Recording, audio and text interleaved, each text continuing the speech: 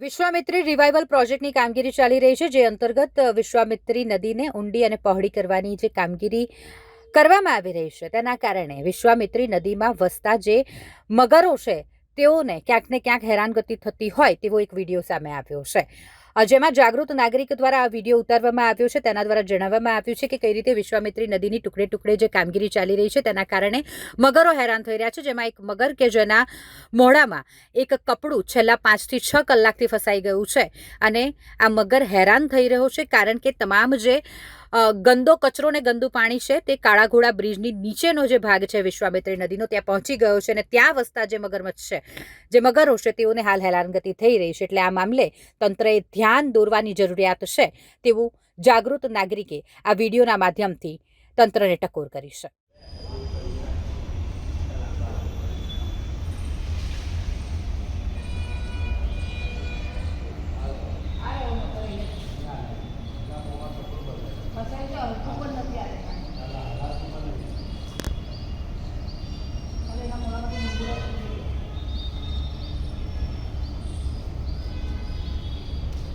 તો સ્થાનિકો દ્વારા મને જાણ કરવામાં આવી કે મગરના મોઢામાં કશુંક લાલ કલરનું કપડું કે પ્લાસ્ટિક ફસાઈ ગયું છે.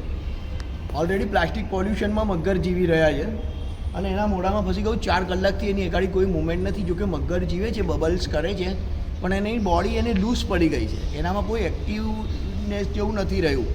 એટલે એને શું ત્રાસ થતો હશે, તો હવે એને રેસ્ક્યુ કરવાની આપણે કામગીરી કરીએ છીએ. હું ફોરેસ્ટમાં વાત કરું છું શું થાય છે શું નહીં.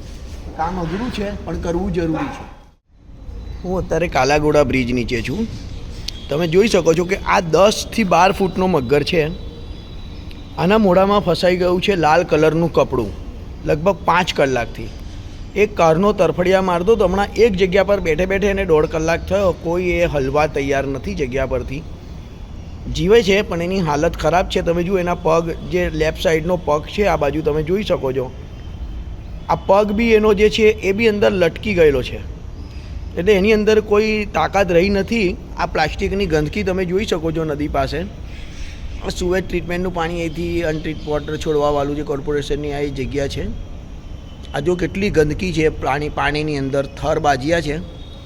અને આ બાજુ તો વિશ્વામિત્રીનો બિલકુલ વેણ જ રોકાઈ ગયો છે. જો પાણી કેટલું સ્થિર છે, જાણે તલાવ હોય. એટલે આવી સ્થિતિ સર્જાઈ છે. ટુકડા ટુકડામાં તમે વિશ્વામિત્રીને ડેવલપ કરવા જશો તો એ આવું જ થશે. આખો લોજિસ્ટિક પ્લાન પર કામ કરવું પડે. જોઈ લો મગરની ખરાબ દશા. મને અહીંના લોકોએ જ્યારે ફોન કર્યો કે આવી રીતે મગર પાણીમાં છે ને તરફડિયા મારે છે, તો 1 કલાક તો મને આ થયો. એની કોઈ મુવમેન્ટ દેખાતી નથી. હા રાજભાઈ, શું હતું? તમે એ ગાડી આવ્યા તો શું જોયું તમે? મગર જોયો. મગરના મોંમાં કપડું, લાલ કલરનું કપડું ફસાયેલું છે. અચ્છા. આજે 4-5 કલાક થઈ ગયા. અચ્છા. તરફડિયા મારતો તો આવ્યો તો? તરફડિયા મારે છે પણ મોં અધર કરી દે, પણ એનાથી કપડું નીકળતું નથી. દાંતમાં ફસાઈ ગયું છે. Okay okay. આપણે એ બેન જોડે બી વાત કરીશું જે આ મંદિર પર ફૂલ વેચે છે, અને એમણે જ મને ફોન કરીને કીધું કે આવી રીતે મગરના મોઢામાં કપડું ફસાઈ ગયું છે પ્લાસ્ટિક જેવું કંઈ, તમે જલ્દી આવો. બેન, તમે શું જોયું? જ્યારે અહીં આવીને ત્યારે ક્યારનું તડપ કરતું હતું. આ ભાઈને મેં રાજભાઈને વાત કરી. રાજભાઈ કે હવે આપણે સંજુભાઈને વાત કરી તો તમને ફોન કરીને જણાવી દીધું. ઓકે. અને અમને એક જગ્યાએ ક્યારનું બેઠું છે તો બેસું જ છે કે ત્યાંથી હલતું પણ નથી. એના મોઢામાંથી એ પ્લાસ્ટિક કે કપડું જે ફસાયું છે કાઢવાનો ટ્રાય કરતું હતું? હા કરતું હતું. ક્યારનું મોઢામાં તો મોઢું ખુલીને ટ્રાય કર્યું પણ કંઈ થયું નહીં એનાથી. સારું.